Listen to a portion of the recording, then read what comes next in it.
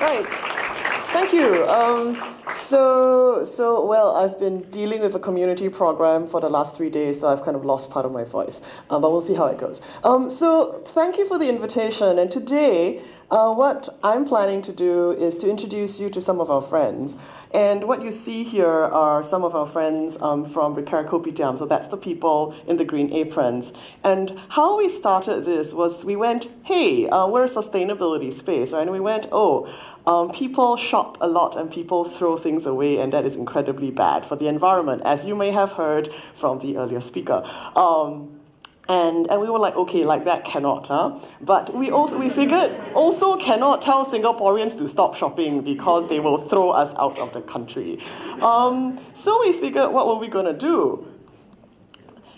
We figured if we wanted to do something, if we wanted to effect some sort of change, we had to find something for everyone. And if our message at the get-go couldn't be, please stop shopping, it could be, maybe we can find a way of making your things useful for longer. And so this is a picture of two little girls. And this was the first story that one of my friends told me that touched me a lot. The little girl who's holding the little pillow, that is her favorite t-shirt in the universe. And she came and she said, I'm 6 years old and I can't wear it anymore. And we turned it into a pillow for her. So we find a little something like that for our residents who come and visit us. Oh, over here, this is Madam Chan. That rice cooker is older than me. Make of that what you will. That was her wedding present, and we were of course very pleased that we were able to make it work again for her. But I think the bigger story here with Madam Chan and with the little girl, the Disney princesses, is that we've gotten so much back in return as well. When we first started, it was a real concern that Singaporeans didn't care about the environment. But hearing stories like Madam Chan gives us hope that, in fact, there are people who care very much about their things. There are people who care very much about making their things last. So that feeds back into our motivation. And this is how you know Singaporeans love you, when they feed you. What had happened was the month before, they had brought their air fryer down, and then we diagnosed the problem and we fixed it together with the family. And then the following month, they remembered us and said, hey, thank you for fixing this. Let us give you something to eat. And that's how we know, as volunteers, that we've made an impact in the people that we serve. But I also want to talk about the people in the green aprons. Okay, wrong picture, sorry. I want to talk a little bit about the people in the green aprons, because we make them wake up very early on Sunday mornings. When we go out into the community, we're there at 9, and we're there until 3 on a Sunday. And for us, that I think is an important part of community building, that we want to make sure that it's not just the residents that take something away from the experience, but also our volunteers. So what we do very hard is to try and understand what motivates each volunteer to come. Is it about working with your hands? Is it about hanging out with other people? Is it about learning to do something meaningful? And we've, I think, successfully enough come up with a program such that when we don't meet on Sunday mornings, they tell us why like that, and they show up anyway. But anyway, to sort of extend off the hash browns, hanging out with our volunteers is very important.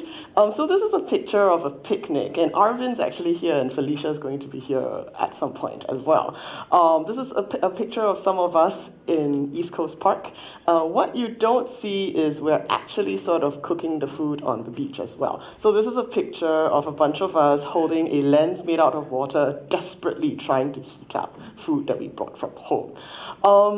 And the story here that I want to talk about is about how community does also extend to the people that you don't see. So in the earlier sets of pictures, you see our friends in the green aprons, you see the residents who live in Jurong, who live in Tampines. They are people that you can see and you can touch and who can feed you.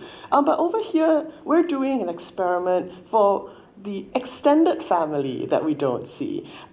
This is a bunch of experiments about our solar kitchens, about solar cooking. And the reason why we want to do it is in part because it is fun, but also because having sustainable ways of cooking that don't kind of put smoke in your eye, is very important in terms of family health and very important in terms of environmental health. So Ree tells me I really should put my title into the speech. So because we can gather these people, because we can gather the kind of intelligence and the curiosity and the manpower, then I think it is incumbent on us as people with these resources that we must use these resources that we have towards an end that is bigger than ourselves. But what is this sustainable future that we are talking about? So this is a picture from some of the sessions that we run on Fridays, which is what we came for. And I think at the end of this, I do want to say that having community, one of the most important functions of community is to have the space to actually dream together. Now, when we talk about the future, when we hear other people talk about the future, and I have this in capital letters on my script, who talks about it? Academics, intellectuals, politicians, smart people in 3-foot tall all cap things. But where are we? Where are we in the conversation, and where are we in the future? I mean, evidently, at some point we will get there, but we are not part of the conversation. And this is not to say that we have no voice. This is not to say that we have no dreams, and this is not to say that we have no ability.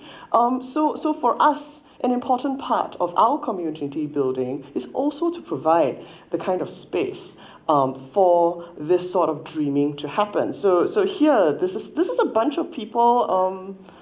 They don't actually know each other. In this picture, they've met each other for the first time. And let me show you what they've made. This is what you can do with Post-its. Isn't that amazing?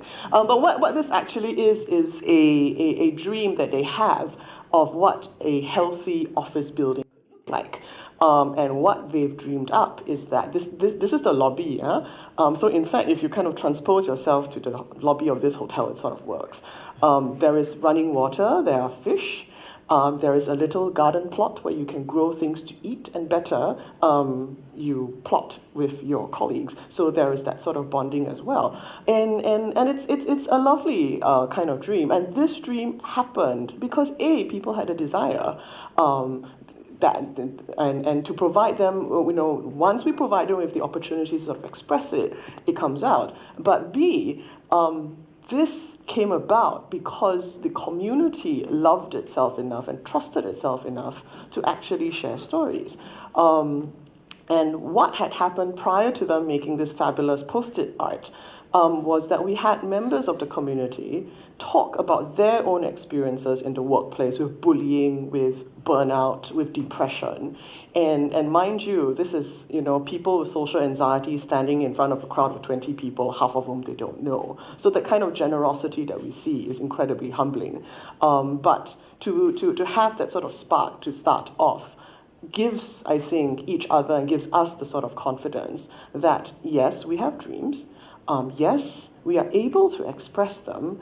And what we want to bring people a little closer towards is, that's not a Mickey one.